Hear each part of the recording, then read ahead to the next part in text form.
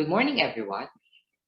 I'm Dane Embalsado together with my co-reporters, Miss Rotairo and Miss Campo, and we're here to present the science and the result of experiment number 4 entitled Solubility of Organic Compounds.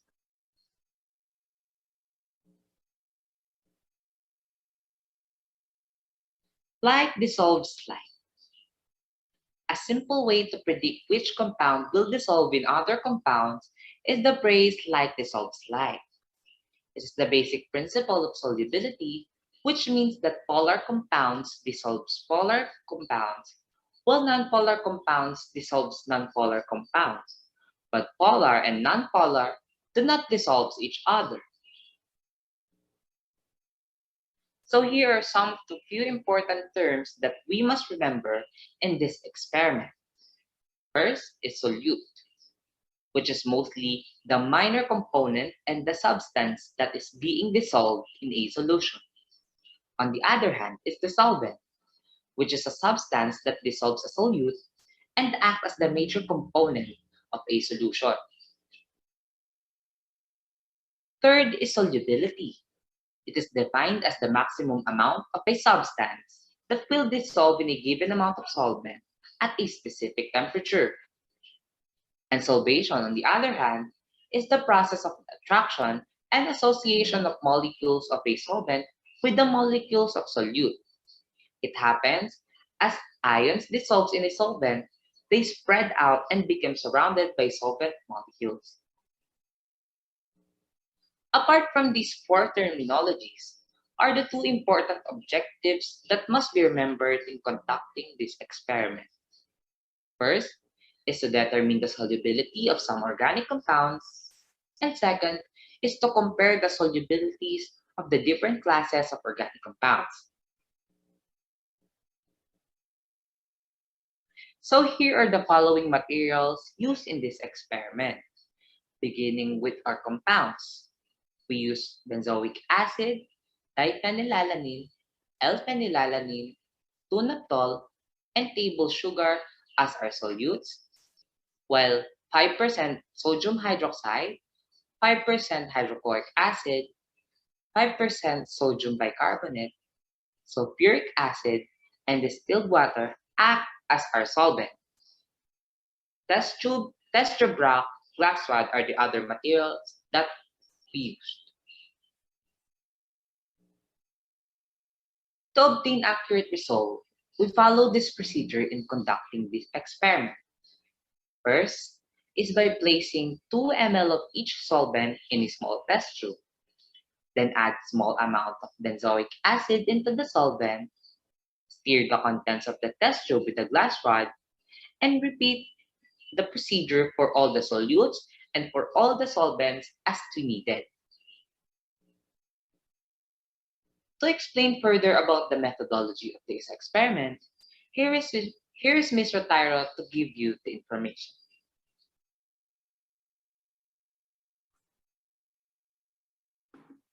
So thank you, Dale. Good day, everyone. I'm Eros, Dane, Rotairo. At ngayon ay ibabahagi ko po ang methodology ng aming experiment, which is ang solubility of organic compounds. So for the rationale behind solubility test, let me define first what is solubility. So it is a quantitative expression of the amount of solute which goes into a specified volume of solvent at a given temperature. It is also the ability to dissolve a solvent para makagawa ng solution. So then for us to understand the concept of solubility of the organic compounds, we conducted this activity face-to-face. So we followed the procedure and we were able to determine the solubility of diphenylalanine, L-phenylalanine, benzoic acid, table sugar, and 2-naphtol, and compare their solubilities. As you can see, here is the schematic diagram of our group experiment. So ito po yung mga procedure.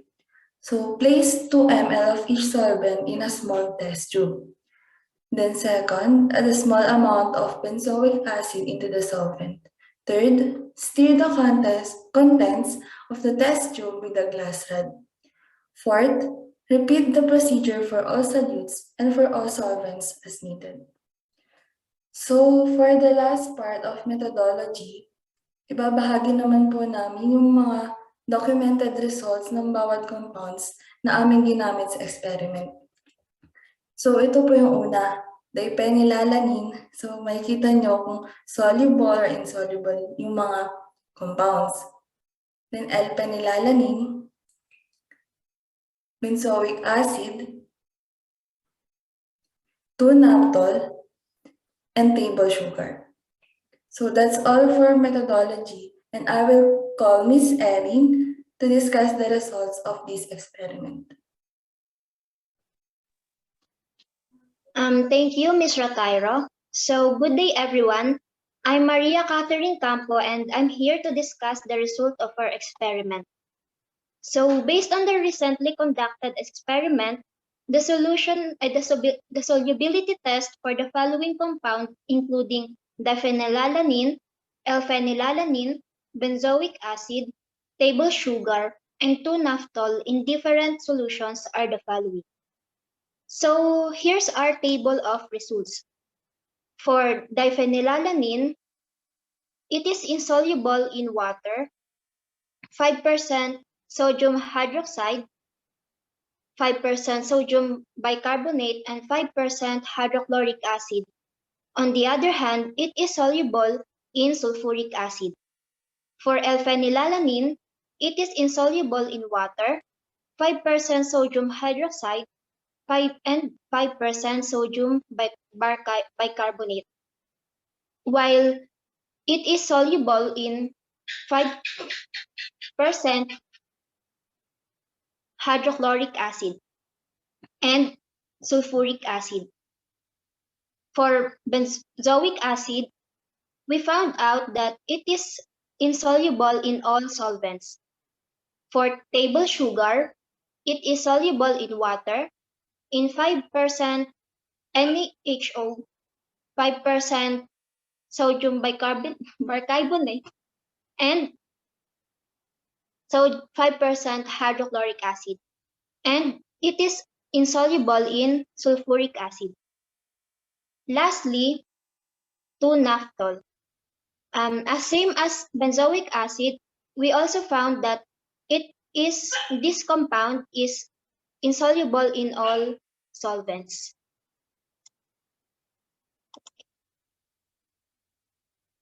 And now we will proceed in discussion.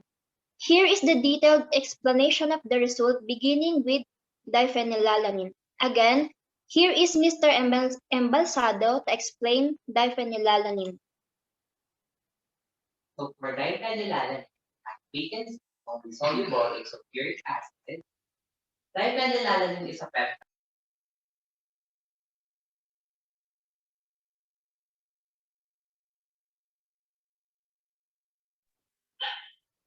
So for diphenylalanin, that as we can see only soluble in sulfuric acid, we all know that diphenylalanin is a peptide where it links two amino acids together by a nonpolar covalent bond, which means diphenylalanin is insoluble in water for the reason that water is a polar molecule.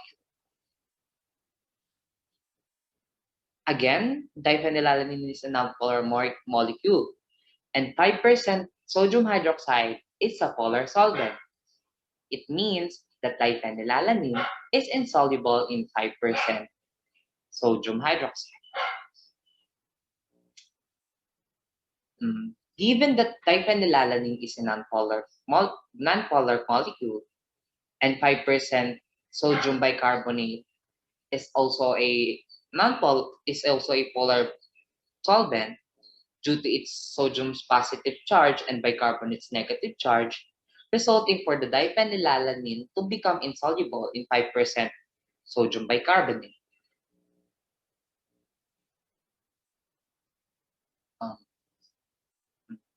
Diphenylalanin is a nonpolar again, while the 5% hydrochloric acid is polar, for the reason that the chlorine has the more electronegative than hydrogen, resulting for diphenylalanin to become insoluble in hydrochloric acid. Lastly, in sulfuric acid, since diphenylalanine is saidly nonpolar, and sulfuric acid is a polar because sulfuric acid is a powerful mineral since anhydrous sulfuric acid is an extremely polar fluid resulting for the diphenylalanine becoming insoluble in sulfuric acid.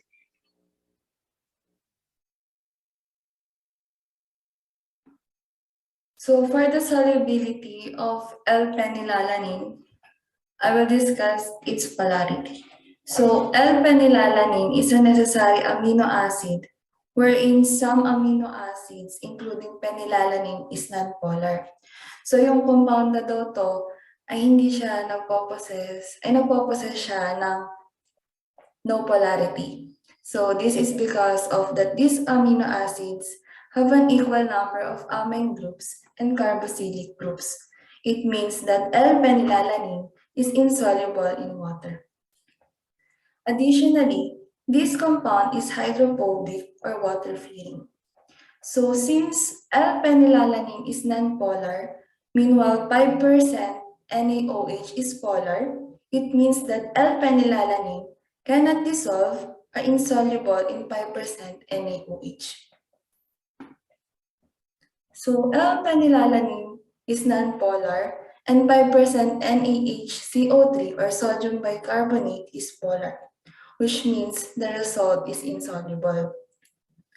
So since L-phenylalanine contains amine and carboxylic acid as functional groups, where amine group tends to react with the compound's hydrochloric acid and H2SO4, causing the compound to become soluble.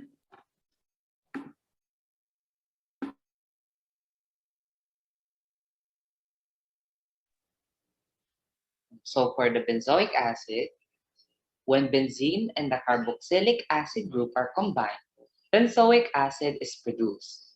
Carboxylic acid is found polar, while benzene is primary nonpolar. Meanwhile, water is polar, making it only for the carboxylic acid portion of benzoic acid to become water soluble. It means the overall compound is insoluble. Since benzoic acid is nonpolar and 5% sodium hydroxide has a consequent dipole moment, which makes it a polar molecule, it means benzoic acid is insoluble in 5% sodium hydroxide. As we said, benzoic acid is nonpolar. Meanwhile, the 5% sodium bicarbonate dissociates into sodium and bicarbonate ions because it's a weak base. It is polar because the sodium picks up a positive charge while the bicarbonate picks up the negative one. As a result, benzoic acid is insoluble to 5% sodium bicarbonate. Since benzoic acid is nonpolar, and the fact that chlorine is more electronegative than hydrogen, makes hydrochloric acid a polar molecule, which means benzoic acid is also insoluble in hydrochloric acid. Lastly, as we said, benzoic acid is nonpolar. Meanwhile, sulfuric acid is a potent mineral. Having an anhydrous sulfuric acid is a highly polar fluid. As a result, benzoic acid is insoluble to sulfuric acid.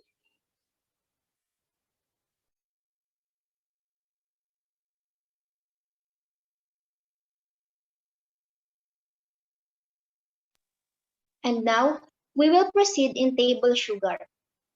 Sugars such as glucose are polar molecules because the positive and negative ions of the two types molecules may coexist peacefully. And water is a polar molecule. It means the table sugar dissolves in water or it is soluble. Since table sugar is a polar molecule and 5% sodium hydroxide is also a polar, it means that sugars also dissolves or soluble in 5% sodium hydroxide. As we said, table sugar is polar, Meanwhile, the 5% sodium bicarbonate is also apolar. It means that sugars can be dissolved or soluble in 5% sodium bicarbonate. Since table sugar and 5% hydrochloric acid are polar molecules, it means it is the same as the result of 5% sodium hydroxide and 5% sodium bicarbonate.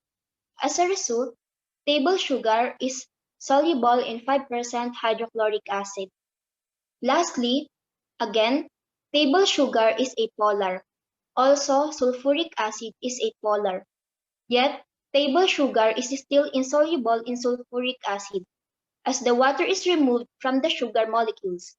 The heat produced causes the water to convert into steam, which then causes the remaining carbon to expand into a porous, smoking black column. So for the solubility of 2-naphtol, its polarity is, okay, I will discuss the polarity of 2-naphtol. Based on the data and results, water, 5% NaHCO3, 5% HCl, and H2SO4 does not dissolve the naphthols. This compound is a phenol wherein it is only soluble in alkaline solution like 5% NaOH. They become equivalent naphthalate ions in the presence of high alkali and become soluble. So I will call Mr. Embalsado for the discussion of analysis. So for the experimental analysis for this experiment, explaining that the primary principle behind this is that the phrase like dissolves like, which means polar molecules dissolves in polar solvents, while nonpolar molecules also dissolves in nonpolar solvents. However, there are some compounds that react differently in contrast with this principle. For example, some solvents in L-phenylalanine, such as hydrochloric acid and sulfuric acid, reacts differently. This because of the addition of acid to amines that creates ammonium ion or salt, while nitrogen atoms of L-phenylalanine are soluble in concentrated sulfuric acid. In addition to this is the different reaction between diphenylalanine and sulfuric acid, where the compound is dissolved completely and form a bluish solution. Lastly, the benzoic acid used during the experiment is not soluble in 5% sodium hydroxide and 5% sodium bicarbonate. Yet, it is assumed to become soluble in sodium hydroxide solution and sodium bicarbonate solution because these bases react to benzoic acid to form the water-soluble benzoate ion.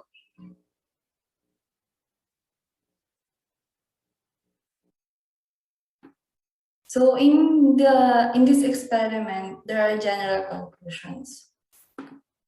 After the conduct of the experiment on solubility, we were able to determine the solubility of organic compounds tested. So the compounds diphenylalanine, L-phenylalanine, benzoic acid, table sugar, and 2-naphtol were tested for solubilities. So based on the data and results, among these compounds, table sugar is the only one that is soluble in water, 5% sodium hydroxide or NaOH, and 5% sodium bicarbonate or NaHCO3. However, L-phenylalanine and table sugar are soluble in 5% hydrogen chloride or HCl. Diphenylalanine and L-phenylalanine are soluble in sulfuric acid or H2SO4. Solubility of organic compounds differ from one another. Some dissolve in certain solvents, others are not.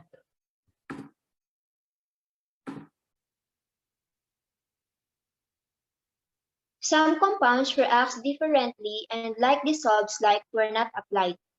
It is due to the presence of significant functional groups that reacts on certain solutions like the amine group in L-phenylalanine and diphenylalanine. That supposedly, L-phenylalanine is an insoluble compound in hydrochloric acid and sulfuric acid, while diphenylalanine is insoluble in sulfuric acid. Hence, they become soluble in the aforementioned solutions as they contain the amine group that trigger this reaction.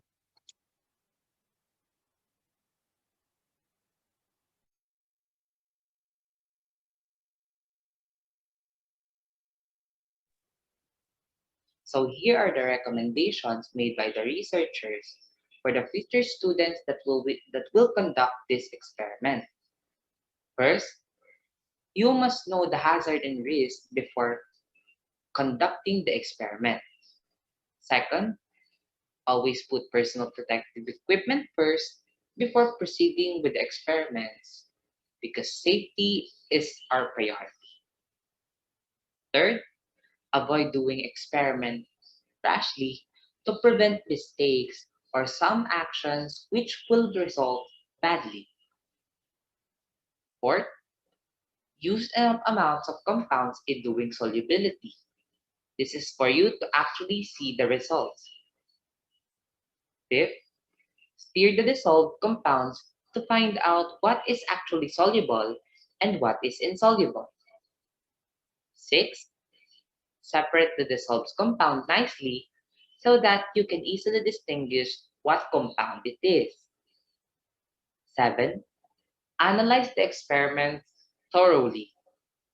And lastly, do not forget to record or list and document the results of an experiment for you to verify what actually happened in that completed experiment. That will be all. Again, I am Dale Embalsado.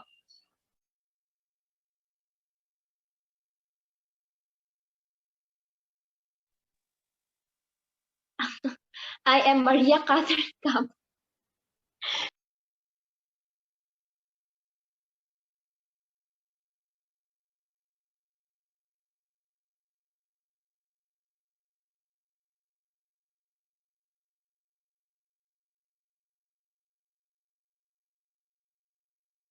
Mute.